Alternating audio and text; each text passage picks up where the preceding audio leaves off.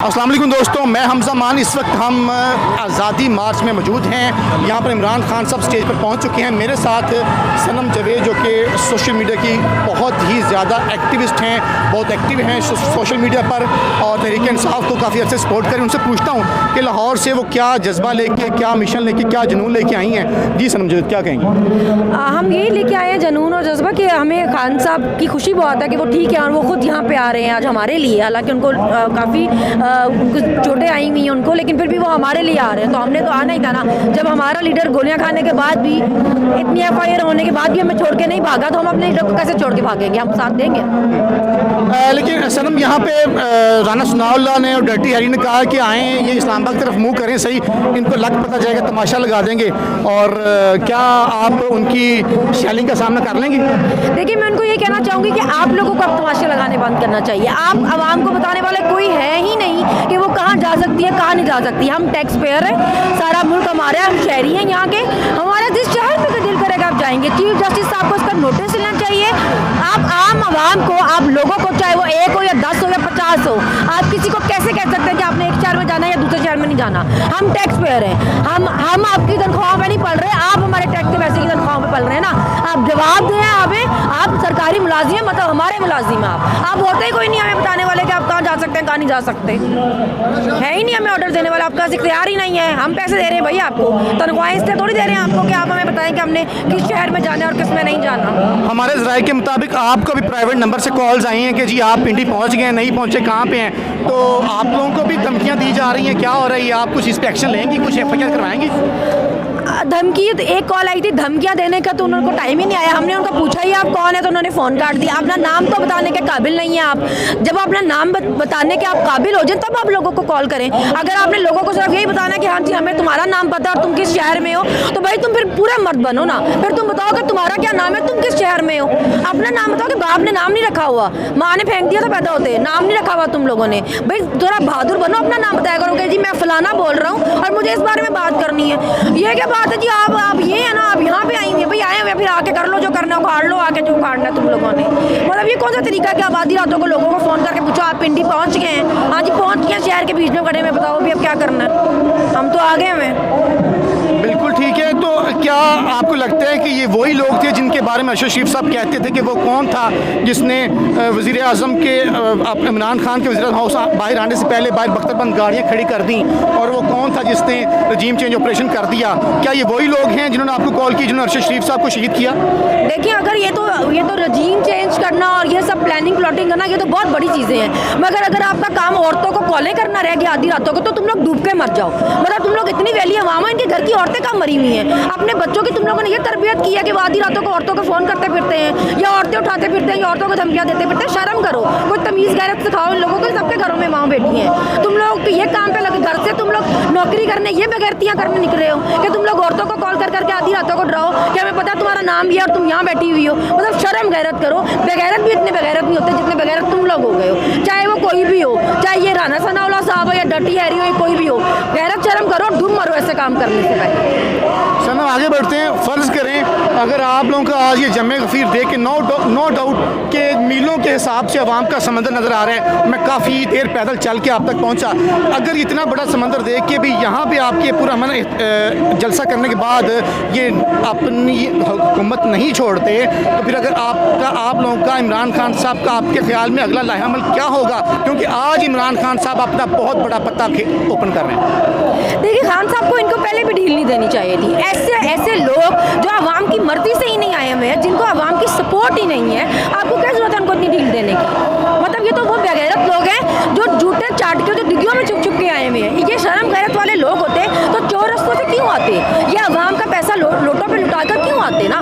ये सीधे तरीके से इलेक्शन करा के वोट लेके आते। जब ये सीधे रस्तों से आने के लिए तैयार नहीं है, तो खान साहब इनको इतनी छूट क्यों दे रहे हैं? इनके साथ सीधे तरीके से डील करना ही नहीं चाहिए। एक बंदी जो भगोड़ी थी, जो क्रिमिनल थी, जो सजा याफ्ता थी, कन्विक्टेड थी, वो औरत, वो आपको खुलेआम धमकियां लगाती फिरती थी।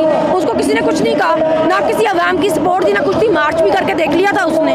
तो खान साहब के साथ तो पूरी आवाम की सपोर्ट है। उनको इन रंग बिरंगों से क्या जरूरत है बातचीत करने की, या इनसे डरने की, या इनसे डील्स करने की? आप आवाम पे भरोसा करें, आवाम सारी पीछे खड़ी है आप पे। आपको क्या कहना है, आप क्या चाहती हैं? आज यहीं से वापस जाना चाहिए खान साहब को, या खान साहब को चाहिए कि आगे की कॉल दें? ये सामने चंद कदम पे इस्लामाबाद है। देखिए, खान साहब को मेरे से तो बहुत ज़्यादा पता है और बेहतर पता है, वो जैसा कहेंगे वैसा कर लेंगे। अगर वो कहते हैं कि यहाँ पे ही रहना तो यहाँ पे ठीक है, अगर वो कहते हैं कि हमें यहाँ पे धरना देना है, बैठना है, वेट करना है या इस्लामाबाद जाना है, वो जो भी करते हैं ना वो काफ़ी सोच समझ कर करते हैं। और आम लोग मुझे नहीं लगता इतना, हमारी अभी इतना, मुझे लगता है उनका विजन बहुत अच्छा है, वो काफ़ी देर दूर तक सोचते हैं। तो जैसे वो कहेंगे बिल्कुल ठीक कहेंगे और वैसे हम कर लेंगे, हमें उन पर पूरा भरोसा है। सनम, यहाँ हम पंजाब में खड़े हैं, पीटीआई की हुकूमत है, आप लोगों की हुकूमत है। आप लोगों की हुकूमत के बावजूद आप लोगों को अपनी मर्ज़ी का स्टेज लगाने की इजाज़त नहीं दी गई।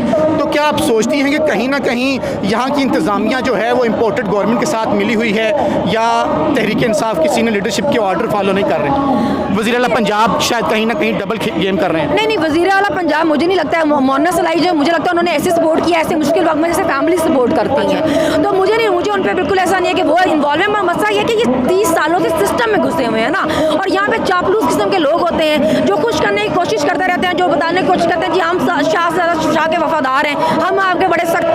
बेसिकली इन लोगों को आदत होती है पैर चाटने की, सारे सिस्टम में घुसे हुए हैं ये लोग ना। तो मुझे नहीं लगता परवेज़ इलाही का या पंजाब गवर्नमेंट का इसमें कोई इन्वॉल्वमेंट है, वो अपनी तरफ से पूरा कॉपरेट कर रहे हैं। अगर मैं तो इनसे इतनी शदीद तंग हूँ कि 6 महीनों में इन्होंने जो आवाम को जलील कर छोड़ा है ना, मेरे बस में होना तो मैं इन सबको उल्टा लटका दूँ। खान साहब तो इनको फिर बहुत तमीज़ से डील कर रहे हैं, बहुत इज्जत अफजा से कह रहे हैं इलेक्शन करा दो, जो उन्हें करा देना चाहिए, हमारा हक है ना, कोई नाजायज़ डिमांड तो नहीं है। जमहूरियत में आप आवाम की मर्ज़ी से आते हैं, उनके वोटों से आते हैं, लोटे खरीद के नहीं आते आप।